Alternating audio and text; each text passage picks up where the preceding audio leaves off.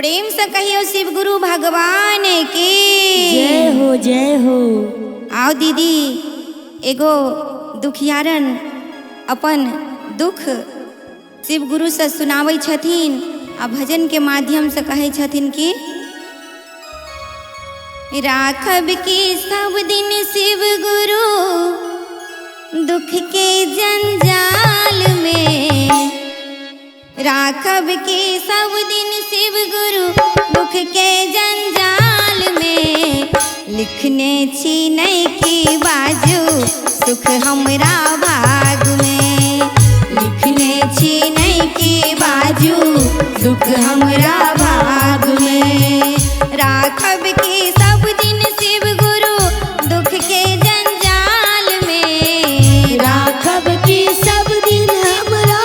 दुख के जंजाल में, लिखने छी नहीं की बाजू सुख हमरा भाग में, लिखने छी नहीं की बाजू दुख हमरा भाग में, दौड़ल दौड़ल भटकल भटकल आहाँ शरण में एलो, दौड़ल दौड़ल भटकल भटकल आहाँ शरण में एलो,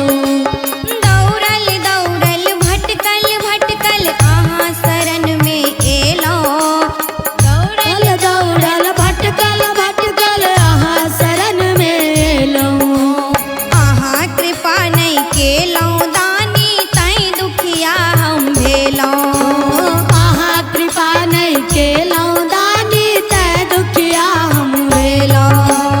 आहाँ दया नहीं केलो शिव गुरु तई दुखिया हम भेलो,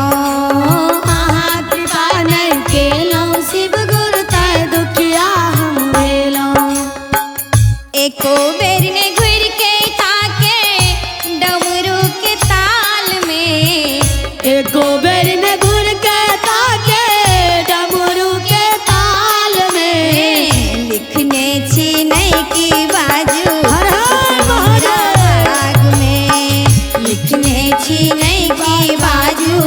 दुख हमरा भाग में, राखब की सब दिन शिव गुरु दुख के जंजाल में, राखब की सब दिन शिव गुरु दुख के जंजाल में, लिखने छी नहीं की बाजू